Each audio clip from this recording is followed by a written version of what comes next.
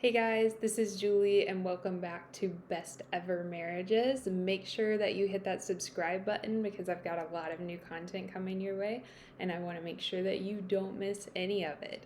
Today, I'm going to go into part 2 of how I think you can save your marriage, how I saved mine, and I'm going to tell you a little bit more of my story. So, at the end of part 1, I talked about how a happy and healthier you can help make a happy and healthier marriage.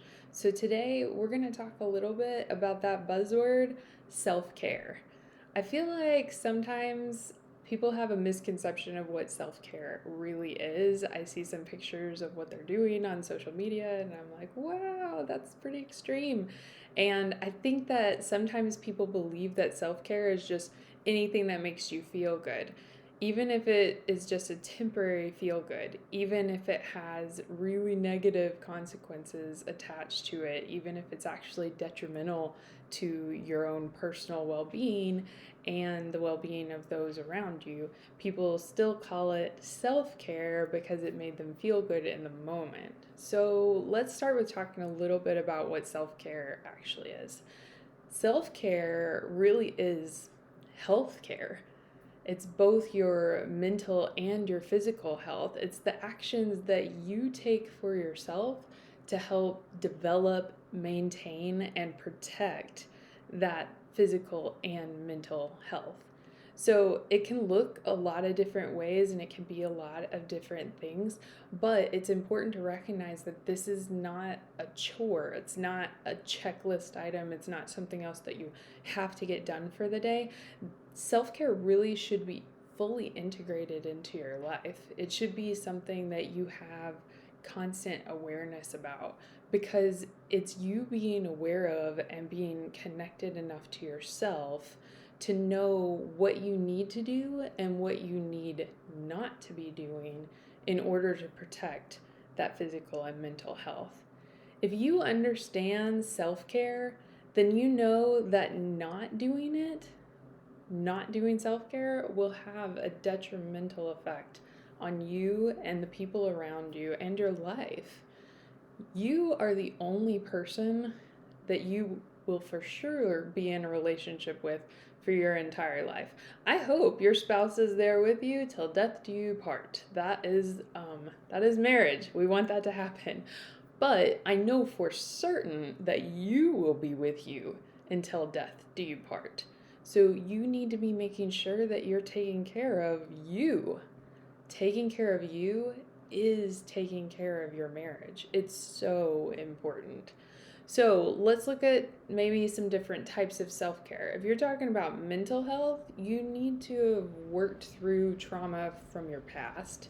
Because if you don't, you're going to be bringing that into your life and into your relationships.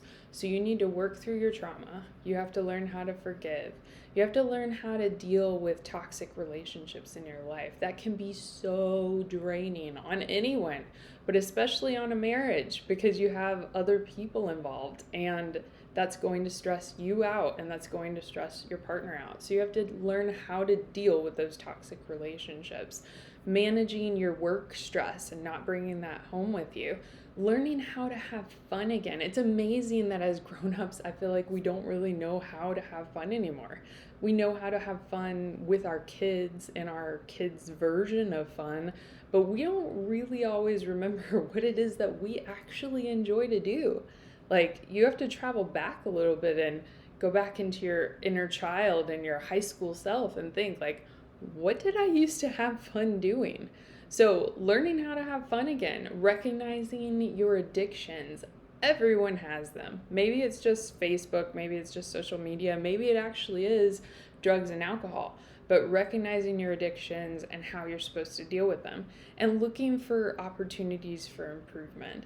Mental health has so many pieces, and we're going to be going into detail on that in a different playlist another day. Physical health. Are you getting enough sleep? Are you getting proper nutrition?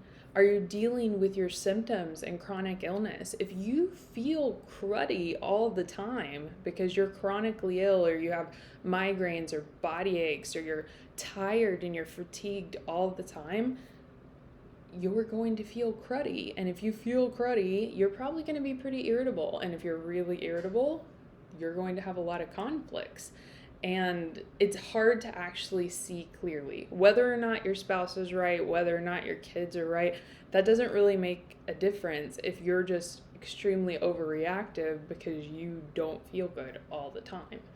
You have to be watching what goes into your body. That's part of self-care. What are you putting in? The food? What are you drinking? What are you consuming? What is going in if you're doing drugs or if you're drinking alcohol? What are you actually putting in there? Because you're going to reap what you sow. If you're putting in healthy things, you'll have healthy results. If you're putting in toxic things, you're going to have toxic results. So today I wanted to talk to you a little bit about my story.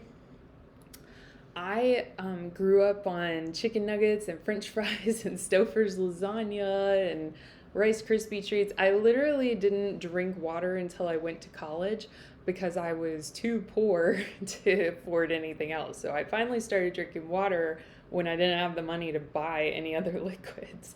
And that would have been my early 20s. Until then, I pretty much drank soda and milk.